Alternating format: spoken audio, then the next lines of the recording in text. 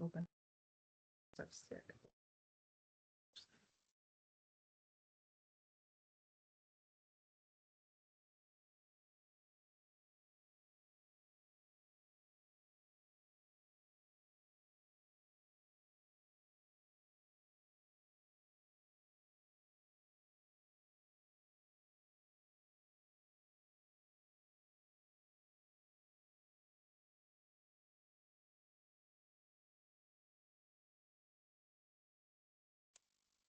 Please rise for the pledge.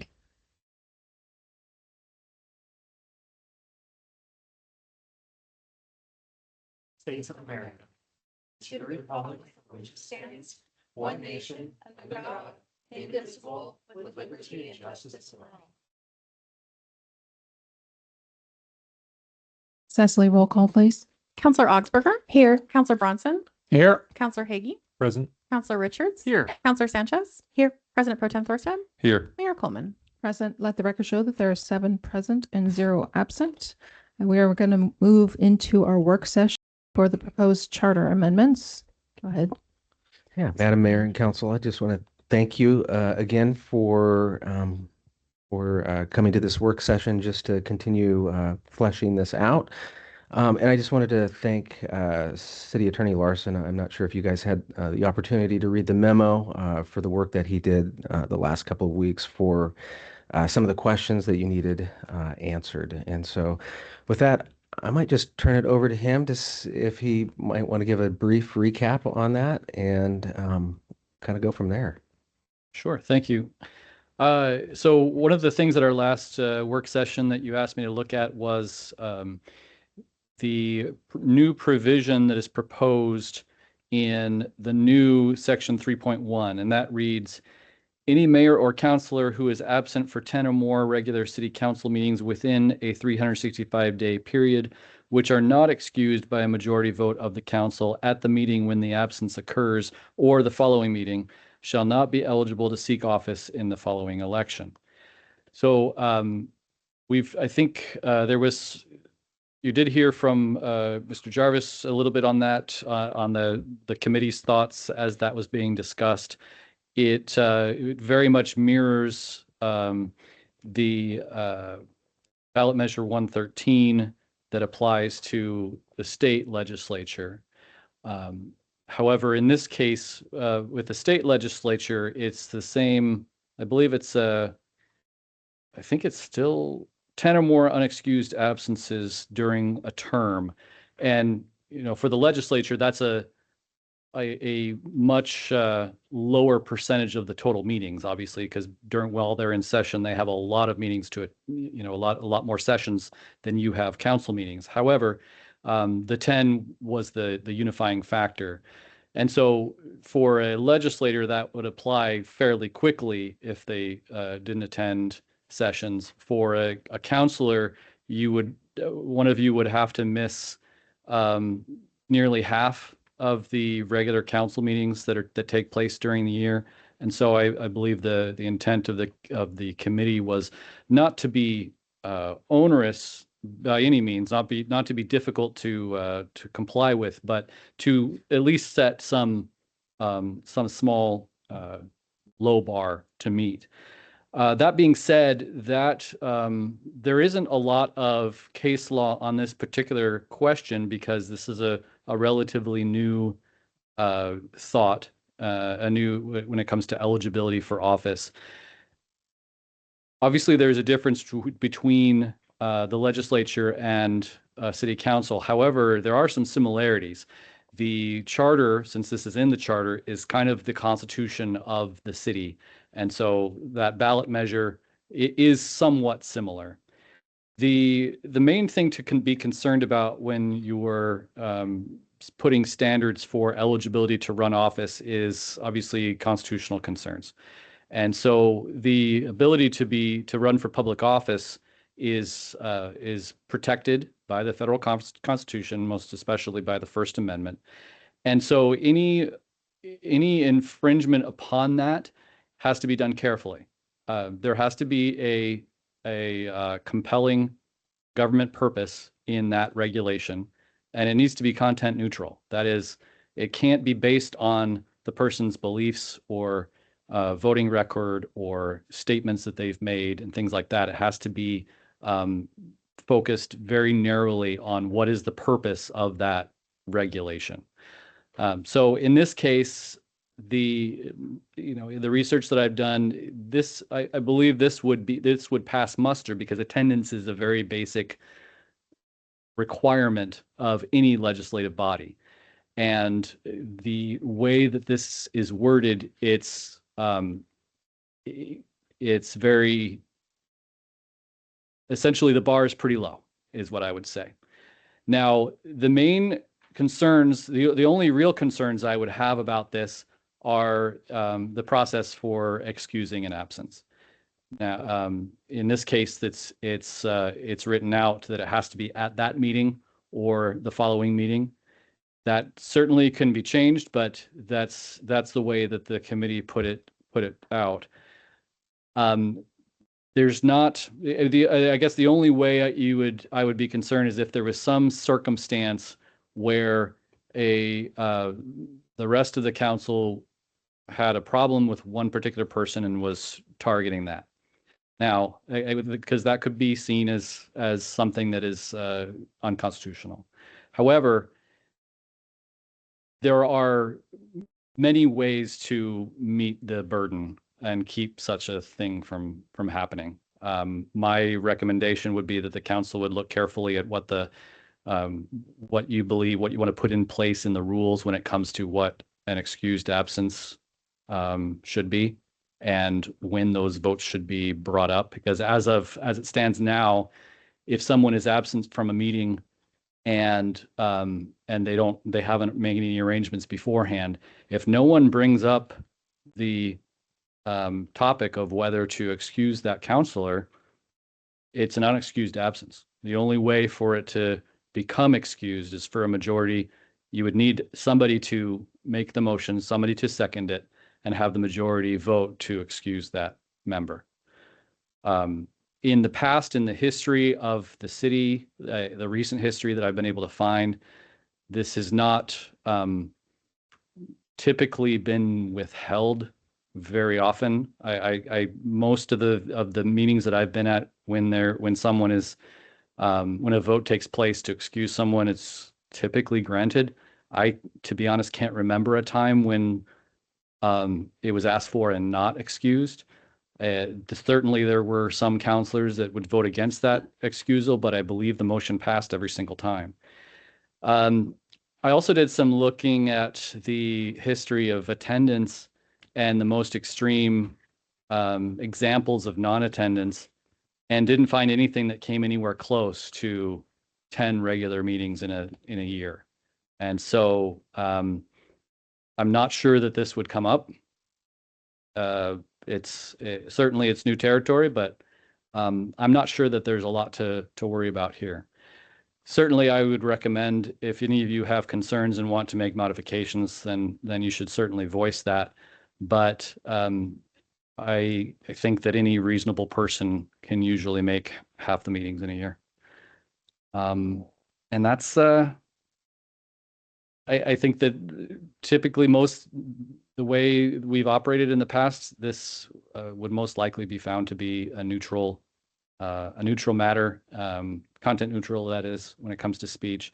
And it really is something that the city has a compelling interest in, making sure that there is a quorum for the council to hold their meetings and do business.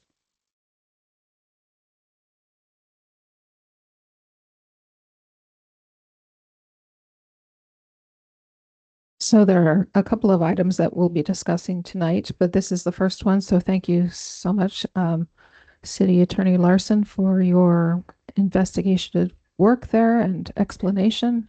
Counselors, if you have thoughts or discussion, feel free. It's a work session. Madam Mayor, I'm fine with this. Questions here.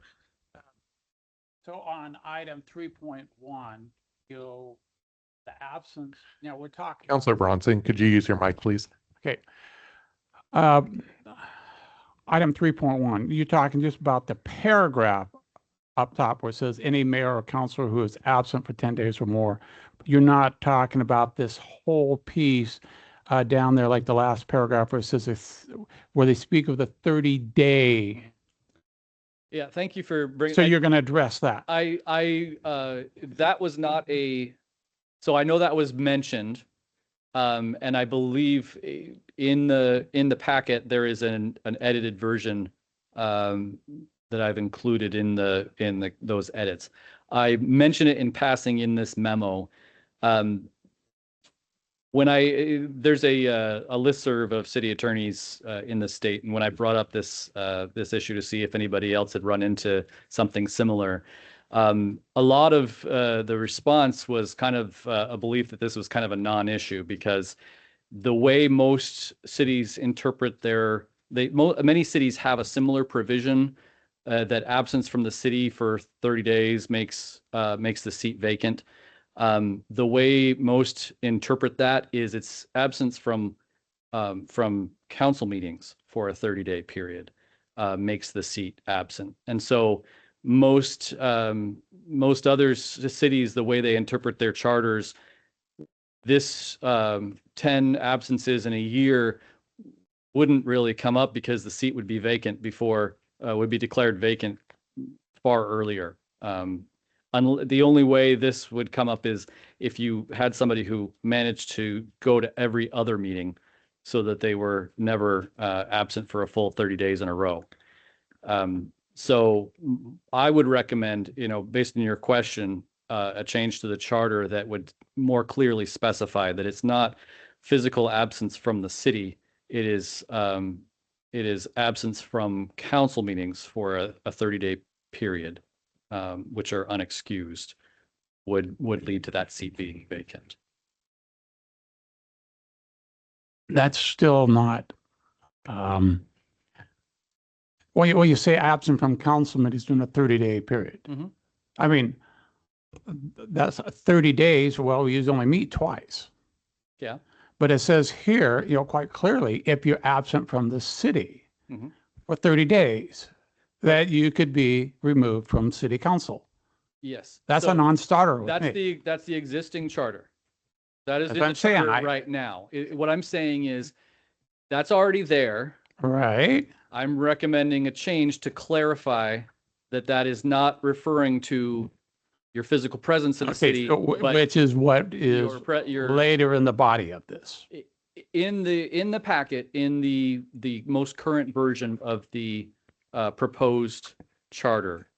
It has that. Okay, we'll that address change. it when we get to it then. Okay. We can address it now or however you like, but it's in there.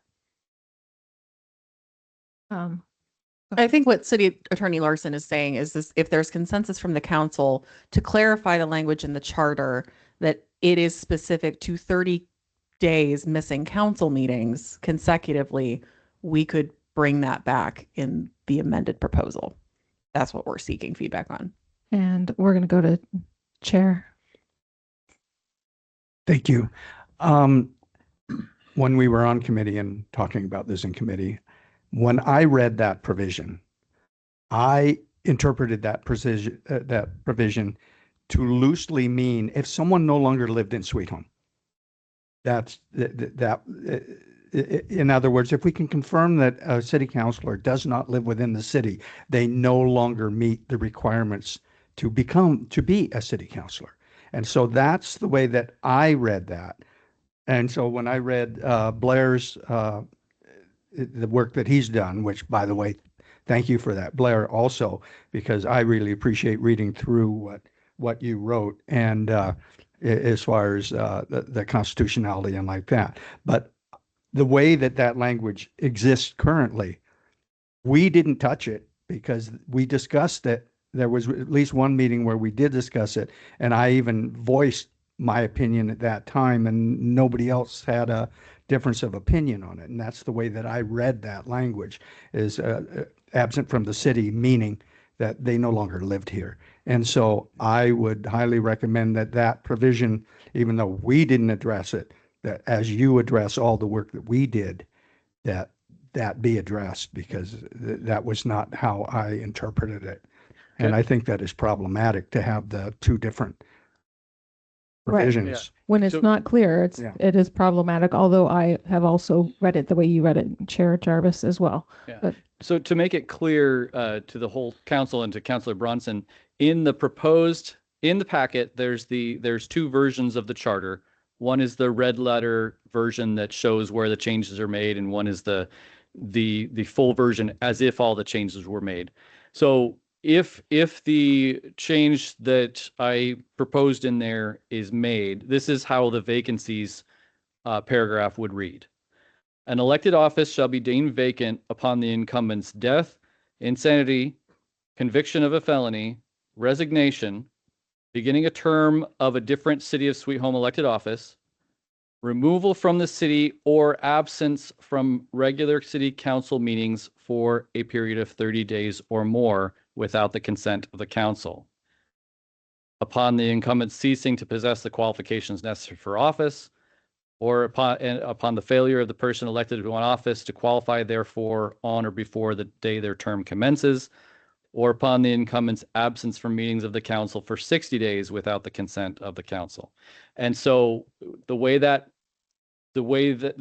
basically covers a lot of different areas, but in this case, it's a period of 30 days or more without the consent of the council that's absence from council meetings. Removal from the city would be no longer residing in the city. And so that's all covered. And I understand I just went on a vacation. I like to go on vacations. If you go on an extended vacation for a long period of time, or a travel or something like that, and you are not able to get excusal from the council, the main thing, you need to try to attend remotely those meetings, or else then your seat would be considered vacant.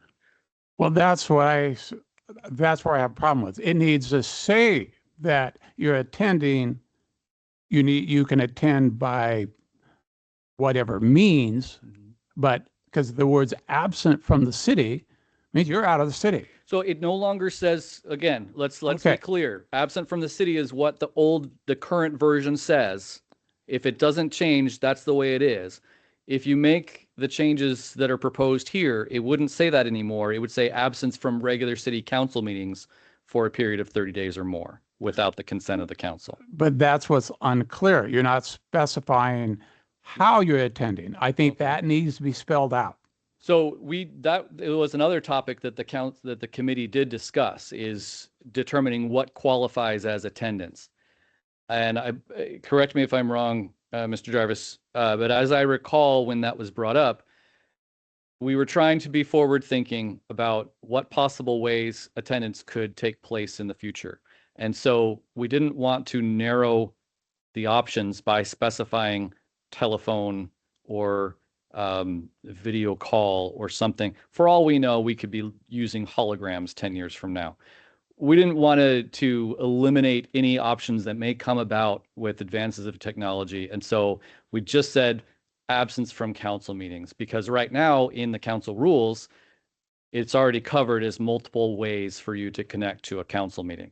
So it was determined, well, if the council really is concerned about that, they can certainly make adjustments in the council rules to specify what counts as attendance, and let's leave it at that. So certainly that can be changed in the charter, and you can specify certain ways. We just didn't want to tie your hands too much. I just think it needs to be more clearly stated what attendance is. And I mean, think if it's that Counselor- physical is one thing, attending by another means, that's another. Counselor Bronson, I think that what he's trying to say is that when we write something like the charter, we need to make sure it's framework, and then the details of that framework is addressed in council rules, because if you put it in too tightly and then you realize, oh, we said you could only do it by telephone and then we're doing holograms, you actually have to take it back to the people of the city to have the whole public vote on that change. So Well, we and do I'm the not saying that. framework, right? But if we do the framework of this language gives the wiggle room. The rules, then we can go back and we can address to make sure that those are clear, because our rules come in and fill in the gaps of this, and this is just the framework. When we get that part where I see what is proposed, then we can discuss it more. It's Right on- now, I know what we have now.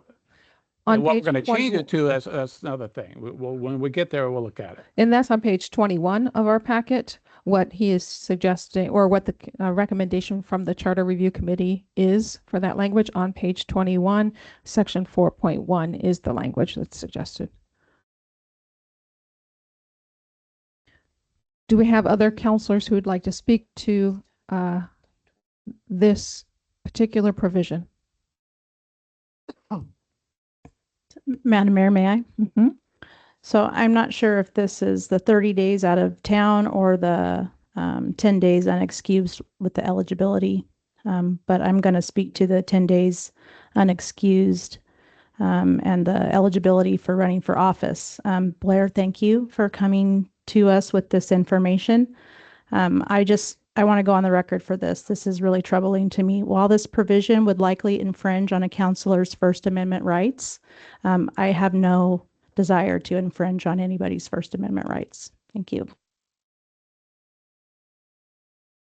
I want to go on record and agree with her. I feel like whatever the eligibility to file to run should remain as it is, and we should not add to our charter.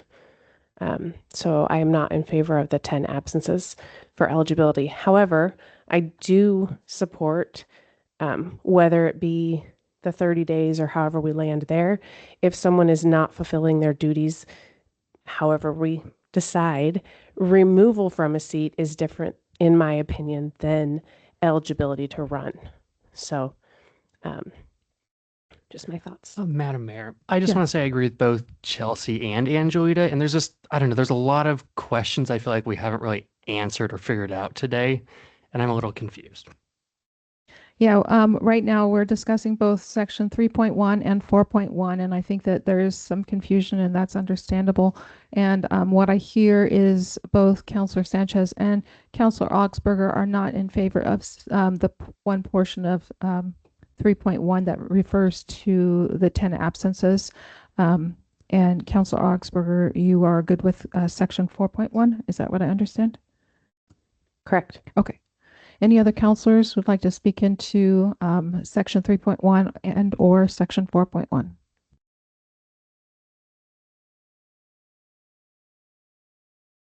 Madam Mayor, yeah, I would agree with the shall not be eligible to run. That I'm a little uncomfortable with that as well. I mean, I agree we need some kind of accountability for people showing up to do the job we were elected for, but that part makes it a little bit hard. What are your thoughts on section 4.1 then too? That one's still kind of hard for me because, again, if the situation comes up, somebody's out of town for a good reason, but they're voted as not excused, then that creates a vacancy. Like, that's still kind of, it's kind of along the same lines. We're basically pulling somebody off, and then how do we get that excused, or if nobody brings it up?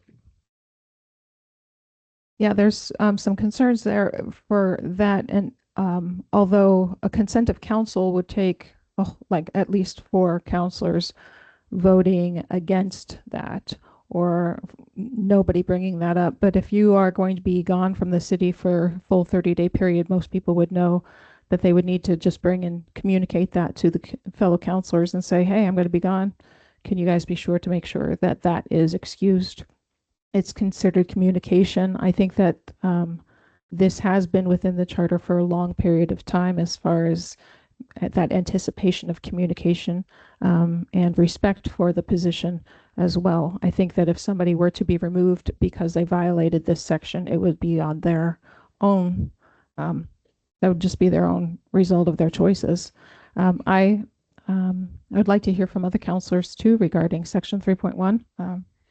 Pro Tem Forstad, thoughts on that? I think that there should be accountability. If somebody misses 10 meetings, that's half of a year. The people elected that person to be in that position. But I'm on both sides of this. But the committee came up with this. This is not me that made these decisions. I just chaired the committee. So, but I do think that dereliction of duty, if you're missing half of your meetings, then what are you doing here? That's just my opinion. It's like a job. You're not going to have a job. So that's where I'm at on that. So, and Council Bronson, are you, Are we talking about 3.1 or right 4? now, let's just focus on 3.1. I'm okay with what the committee has come up with on that. Okay. So it seems like we're pretty divided on this one. So I'm going to go down the row to get a consensus of whether we keep this portion in to go to the ballot or if it's something that the council wants to have removed instead of sending it to the people. So Councillor Richards, just section 3.1. I would like to remove it. Okay. Councillor Bronson, Keep it in. Mr. Augsburger. I just want to clarify, removing the attendance to file to run. Correct. Being absent for 10 days, that section of that. I would like that removed. Pro Tem Thorstad, Keep. Councillor Sanchez, Remove. Councillor Hagee. Would we be able to modify it a little bit? I mean, if we're absent for more than 30 days unexcused, the seat becomes vacant like that, right? And so why couldn't we, after the 10th unexcused absence, create that vacancy instead of? Two different things. I'm sorry, we're working on just section 3.1 right now. Right. What line are you referring to? Yeah. So I'm just wondering, like, so if you have 10 or more absences, right, instead of making them ineligible to run, I mean, obviously, if you're missing 10 or more, they're unexcused, you're not doing your job. So why couldn't we make that become an open for vacancy? Like a reason to open the position, 10 or more excused absences. Well, we could technically, if I understand correctly, from what City Attorney Larson said, the person would actually get to the point of vacancy quicker with section 4.1 than with Right. 3.1. Did I understand that So then correctly? it wouldn't really be needed Right. unless you're missing every other, like you said. Right, it would have to either be extreme coincidence or some kind of targeted effort to miss exactly every other one. The main difference between the two is one concern. The 3.1 regards eligibility to run. 4.1 is your seat being declared vacant. And so if a seat is declared vacant, if that person then either returns to the city or decides to run again the very next election, they're free to do so. There's nothing keeping them from doing that. And so 4.1 doesn't affect the future. It doesn't affect future elections. It only affects whether the seat is vacant or not for the rest of that term. 3.1 is talking about, are they even allowed to run? Because if someone is absent 10 or more meetings in a year and they still have 3 years left in their term, they could finish out the term, but they would not be allowed to run for re-election the following term, is the way that's worded. So it's just a matter of, do you want to declare that seat vacant and handle it that way? Or do you want to prevent that person from running in at the next election? But it's in the end, this is about how is the council handle attendance, essentially. All right. Yeah, I would rather pull it out of there. Okay, so we have 3 on 3, and I'm going to have to just actually agree with Councilor Hagee and Councilor Sanchez and Councilor Augsburg and Councilor Richards that I am not. I want people held accountable, but I want to not infringe upon their First Amendment rights, and I would like to see us make sure that we have some accountability in the 4.1 section. Whereas this idea of the absence and then not allowing people to run, it came up in Oregon due to conflict and to try and harm others. So I'm okay with removing that section of it. So let's go back to 4.1. And I'm sure staff can help us come up with the language with that 3.1 cleaned up a bit. 4.1. Vacancies in office generally, and the way that the wording is and how they clean that up. That's on page 21 to clarify what is meant in that section to provide some accountability. Councilors, thoughts on this section?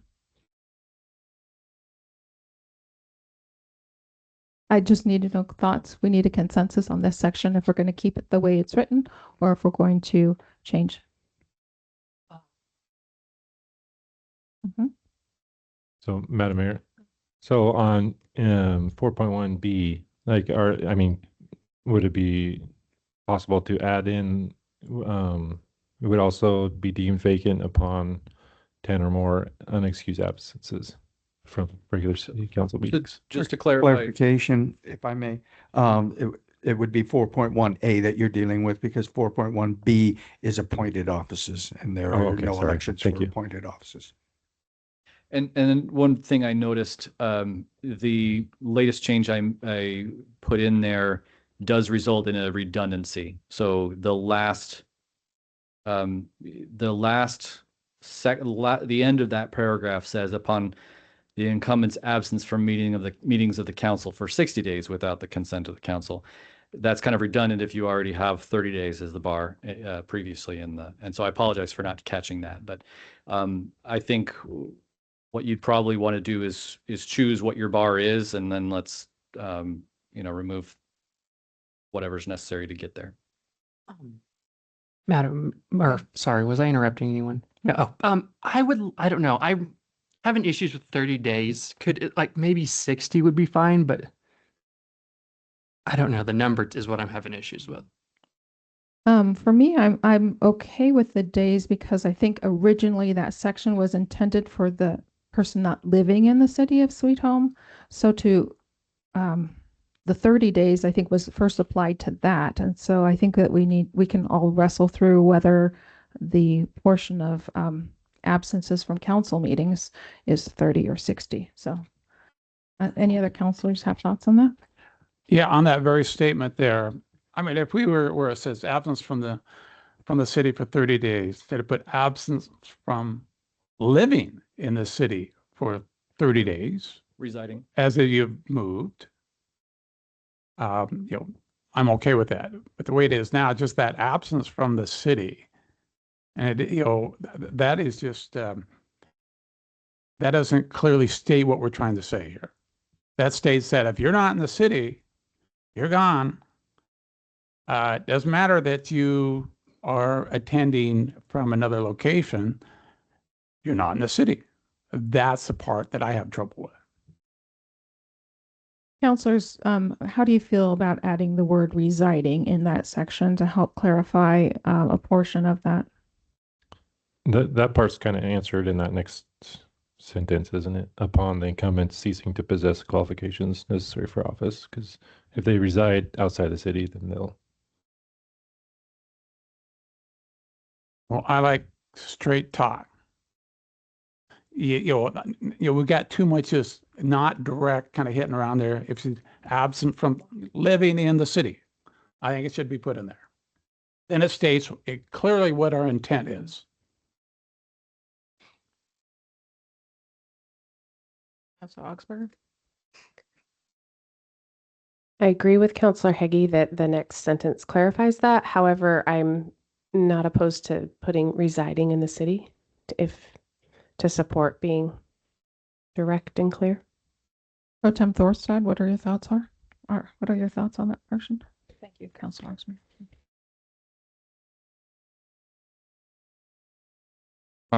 It doesn't hurt to have that in there. I'm good with adding the word residing in there somehow to clarify that. It might be redundant as the incumbents ceasing to possess the qualifications necessary is the same. But Councilor Sanchez, thoughts? Okay, so I think that makes it even more confusing because if you're going to say from residing in the city without the consent of the council, that doesn't make any sense at all. And so what I'm most concerned about is the process of consent. And so I want to have some more clarification on the process of consent. If we are going to codify this, what the counselor or the council needs to do to have some sort of consent process to know what hoops we have to jump through. Because I believe last week or last council meeting, I called city manager and said I was unavailable, but I don't think that you guys ever made a motion to excuse. And so that was an automatic unexcused is what I'm hearing. And so unless somebody has a guideline of the process of consent of the council, it could be a free for all. So.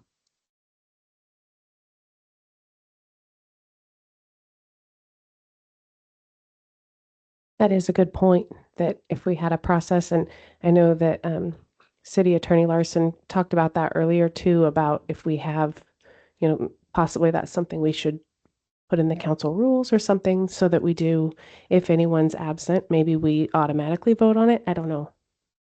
I don't know the best way to approach that, but that is a good point.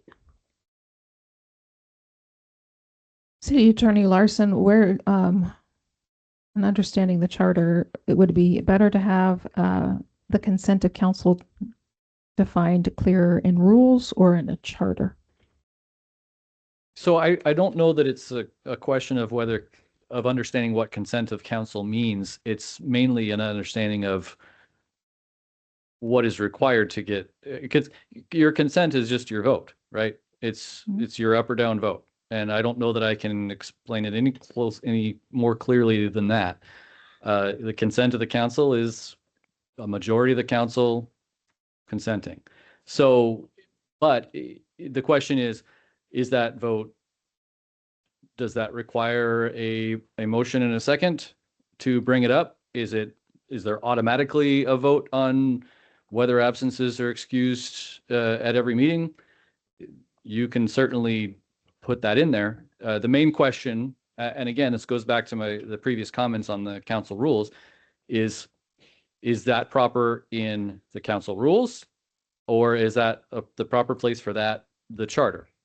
And once again, the charter is essentially the people's grant of authority to the council. It is not the council's grant of authority to itself. And so any controls that you want to have over that, you have them in the council rules, or you can, unless the charter binds your hands and keeps you from doing it. And so in this case, what is it that the people would want? And is that their, they're ultimately the decider of whether this is in here or not. It's going to be very difficult to change it if a later council changes their minds. So as things stand now, the council rules have processes for how the council conducts itself. You can have rules in there there are rules in there right now for how the meeting is handled, how the meeting is run, what the different portions of the meeting and so forth. You could certainly put in the council rules that You know, every time at every meeting, if there is an absence, there will immediately be a vote taken as to whether that absence is excused. You could do that in the council rules. If you put it in the charter, you have to do it no matter what. You can't change it ever until you take it back to the people and the people say, yeah, that's okay with us. So that's the only difference that I'm seeing here is where do you want to put that? Do you want it in the charter? Do you want it in the rules? Madam Mayor, may I say one more thing? Mhm. If it's regarding eligibility, which I am grateful that we have removed that, or vacancy status for an appointment of another counselor to fill that in, I think that the voters should have the opportunity to vote for that because just like you said, if it's in the council rules, you may or may not follow them. But if it's in the charter, then you are forced to follow them. And I think it's concerning that we don't have any process when we're going to be declaring a vacancy that we can make for sure happens every time. Well, just to be clear, if you're declaring an actual vacancy, the full-on vacancy, there are things you would need to do to make sure that there's the due process is followed because it does have constitutional implications. And so if you're going to go through the process for all these reasons of, you know, conviction of a felony, resignation, removal from the city, you know, if somebody was accused of no longer residing in the city and that was used as a method to try to make their seat vacant, well, that person has rights and they would deserve an opportunity to disagree with that finding and to provide evidence that no, they actually do live in the city, that kind of thing.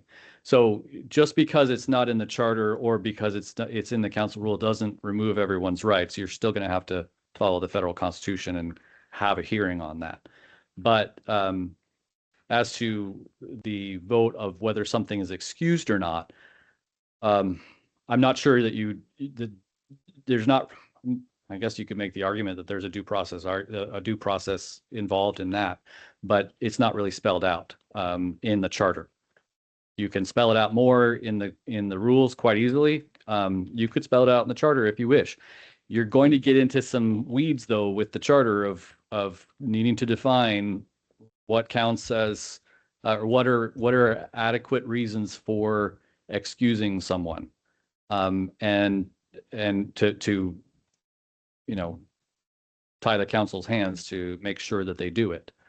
But it's relatively easy to make sure that the vote happens at every meeting. You could put that in there easily.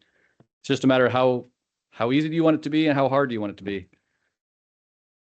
Madam Mayor, if I may, I understand what Angelita is, what her concern is, because it's for her, based on that argument, it's kind of putting the cart before the horse, because we're talking about codifying the 30-day absent, you know, and unless it's excused, but without having some provision as to what constitutes or what will cause approval.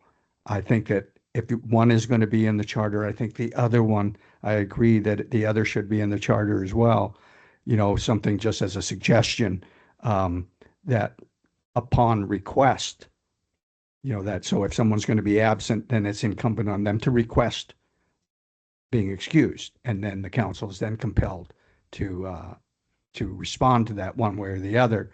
And then and right now I'm not arguing as a member of the committee, but rather as a citizen at large, because the committee disagreed with me on this, but I like the such request shall not be unreasonably denied.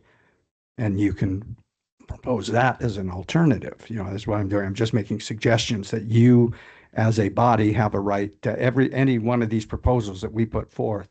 You can either accept it as it is, reject it as it is, or what I would recommend, because we found most of these things somewhat important, otherwise we wouldn't have addressed them.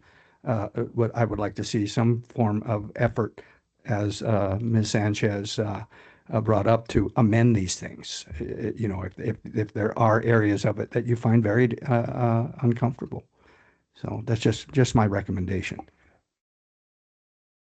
I want to thank the Charter Review Committee for their very thorough work. I know they spent a lot of months on this. And we're not voting on codifying it because it's already codified. We're voting on amending what's been codified. So we can discuss the language there. We need to keep in mind our time frame here. So if there's some suggested language changes, I'd like to hear that. Some had suggested residing be added, but one counselor said that was redundant. Any other thoughts from counselors? Madam Mayor? Yeah. So if we do, where it says absence from the city for 30 days, if we want to put in no longer resides for the city for a period of 30 days, we wouldn't necessarily need without the consent of council. Because if somebody's not in the city, no longer lives here, the council isn't going to vote, to excuse that, right? Mm-hmm. So we can almost just take that part out. Correct. If we're talking, if we're talking about this part, meaning no longer residing in the city. Correct. That could be worded that way. What are your thoughts on that, counselors? Well, that's exactly how I'd like to see it read. Because as it is now, being absent, I could be gone and be out of the city for 60 days, then I'd be off the council. There's some rules and stuff to go there, but it doesn't read clearly the intent of what we're trying to say. And what Aaron has said, that would be, would clarify that. I'd be okay with that. Okay. I agree with both of them. Okay. Counselor Augsburger? I agree with that. Pro Tem Thorstein? I agree. Okay. Counselor Sanchez? I think that would solve the issue for that sentence in particular, but there's still without the consent of the council in the following 60 days. Yeah, I agree that let's focus on that one portion and we can move on. So it sounds like staff that we've come to a consensus regarding that one section. Counselor Heggie, would you like to say what you said again, or do we have that recorded as far as you got it? Okay. So the next portion of this is upon the failure of the person elected or appointed to an office to qualify therefore on or before the day of their term or of office commences, or upon the incumbent's absence from meetings of the council for 60 days without the consent of council. Do we want to leave that there as 60 days? Do we want to keep the consent of council there and address what that means in the rules, or do we want to address that here? So that's two questions. Counselors, thoughts?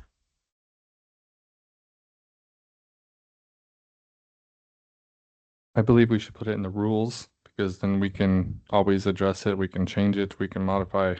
And we've tried having multiple meetings on council rules and nothing ever got done. So with a new council, maybe we can revisit that. What about the number? What are your thoughts on that? I'm fine with 60 days. Okay. I'd rather have it in council rules also, like Josh was saying, and the number I'm fine with. Councilor Bronson? Likewise, I like to see it in the rules, and I'm okay with 60 days. I agree. Counselor Sanchez? So for me, 60 days is fine. I still have a problem without the consent of the council because consent of the council isn't specified for a process. So I don't know if we should say per council rules, so we know that we have to follow council rules, or I feel like it has to be a little bit stronger than that. Okay. Counselor Heggie? I'm okay with it. Is this speaking to, so absence from meetings of the council, this just the council meetings, just the 2 a month? That's not including any other outside meetings or Meetings of the council for 60 days, which would mean any council meetings. Those would be budget meetings would be considered council meetings, and council work sessions, council. Yeah. Yeah. It wouldn't include committee meetings. Okay, thanks. Yeah, I'm okay with it. You okay with it?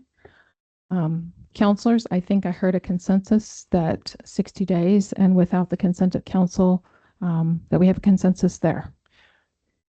that correct? Would you like me to read would you like me to read a version that would be changed based on what I'm hearing? Yes. Okay.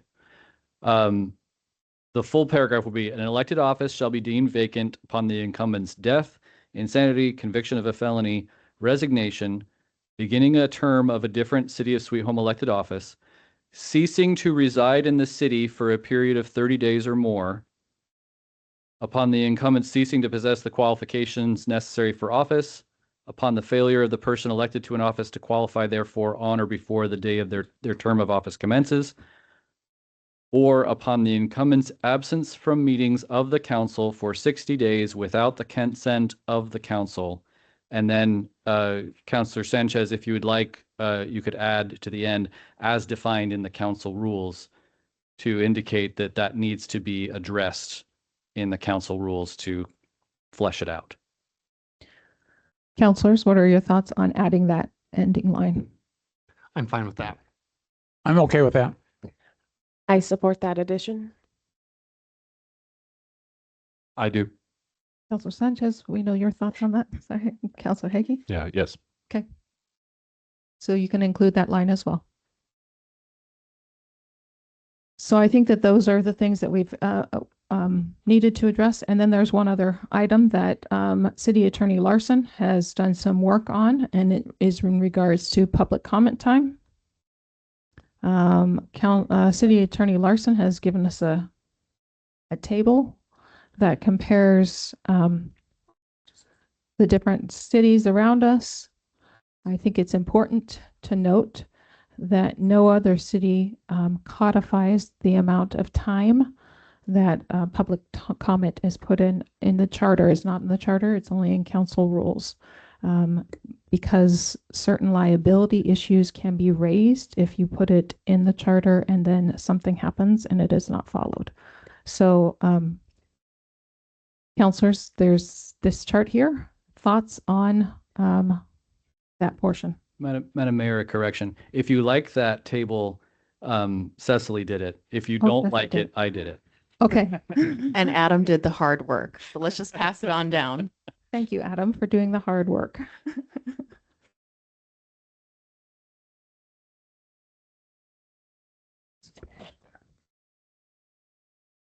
We need to determine if we are going to put public comment, the time for public comments in our charter to be presented to the people, or if it's going to be kept in council rules. Madam Mayor, I would just prefer it be kept in council rules. Thank you. There other counselors? Madam Mayor, may I? Blair, can you help me? Do we have anything in the charter that allows the public to always speak, or is that always in the council rules? So say we have a different council down the road, they actually could not allow public comment because it's not codified. Is my understanding correct? As I recall, and I'm trying to quickly review, the actual structure of meetings, I believe, is in the council rules. The charter, the only nod the charter has to council meetings is the requirement that you have at least one per month, I believe, is the in there. But I don't think it actually goes into what the structure of the meeting is. And so right now is the charter's kind of silent on that issue, whether there's public comment at all. In the rules is where that all is contained. So thank you. So I have a healthy fear of the public not having an opportunity to speak because it has happened at, not here, but at other places. And so I feel more comfortable having it codified, whatever the time frame that is in there, from X to Y or from Z to A or whatever, I'm fine with, but I would prefer that the public always have an opportunity to speak in the charter. I want to just clarify some concerns I have regarding codifying public comment and public comment time specifically. because I think that as elected officials, we are here to represent those that elected us. And although I think public comment is really important, that's why I have open meetings to hear people every week, and then also on a monthly basis at the senior center, because I think public comment and hearing from the public is our key role as representatives of the community. I think that I've found that conversational style of listening, rather than a formal meeting, actually gets understood better what the public needs, what they want to have. When it comes to a formal setting like this, it's often challenging to get people to come, but also it's also challenging for people to be able to express their thoughts. So I think that we might need to be cautious about expanding public comment, but not because it's not important. I think what we need to do is get ourselves out in the community and talk to as many voices as we can, listen to as many voices as we can, hear as many people as we can. But how we get the input is really important, and what's the most effective input we can get from the community members. And I think it's hearing from them in a conversational style, because we're here to make decisions. And sometimes when we leave it up to just the public comment time, it can make for contentious meetings, but also then we end up being reactive instead of constructive. And I would much rather see us in strengthen of our public engagement outside of council meetings, so that our conversations can be deeper and clearer and calmer, and then we can come to good resolutions together. But I'm a little concerned about codifying time limits in our charter. Those are my thoughts. Other counselors? May I? Yeah. I support that you are out in the community and that you have coffee with the mayor. I think that that's great because conversation is really helpful.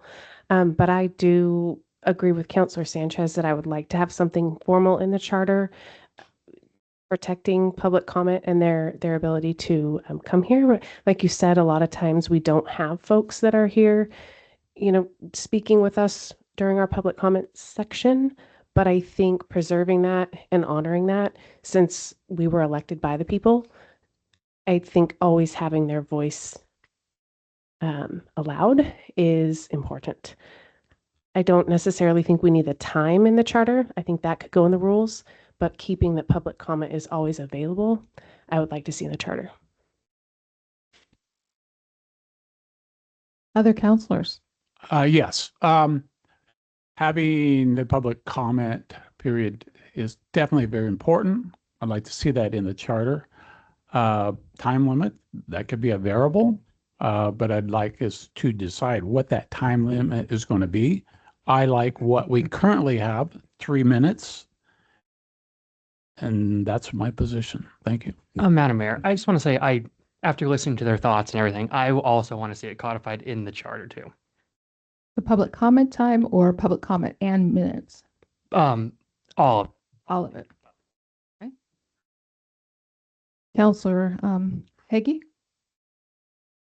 I would be okay with keeping it in the rules. Like has been mentioned, we don't want to kind of squeeze ourselves into something that we might not be able to do in the future or with future councils.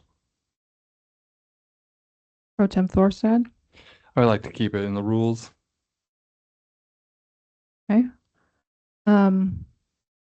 I think I need some clarification on both of those. When you guys say keep it in the rules, Counselor Heggie, did you mean just the whole public comment time or the minutes? As is. As is. Okay. And Pro Tem Thorstad? Same. Same. Madam Okay. Mayor, to clarify, the rules state that there is no minutes, correct? It's just as like the rules state that for public comment, there are no set time limits. So it is 3 to- minutes, okay. but the chair has discretion Okay. to modify that under the rules currently. So if I'm hearing correctly, I'm hearing 2 to leave it in council rules as is, 2 to enshrine it in the charter, but not necessarily with a time limit, and 2 to enshrine it in the charter with a time limit. That's what I heard as well. Okay. And so City Attorney Larson may want to expand on this further, but the conversation that he and I had where we were concerned is if you do put a time limit in there, if something happens and for whatever reason that timing is not done perfectly to guarantee the full time, I was just concerned that that opens us up for liability if it's enshrined in the charter. So if we put 5 minutes and I time it at 4 minutes, 58 seconds, who's to say that that's not going to run us afoul of something? I hope someone wouldn't take issue with that, but that was my only concern that we had discussed.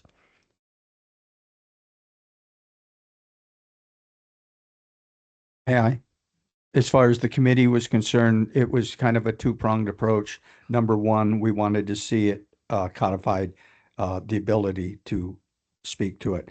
The 5 minutes was a pipe dream. I don't know if we discussed, but I know that I was open to no time limit at all, just because for me, it was two issues and it became two issues as we discussed it early on. And then we got bogged down on the time. But yeah, codifying and then the time limit is, or lack of time limit, was the thing that we discussed ad nauseum.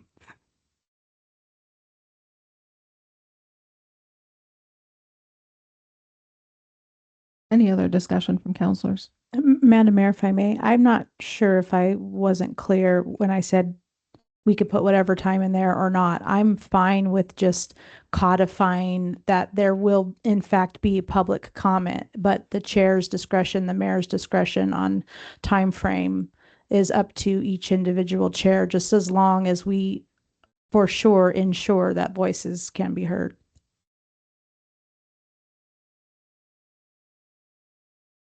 So let's go back since we are kind of split on all of this. Our counselors, would they be willing to just have in there, public comment time will be in every city council meeting?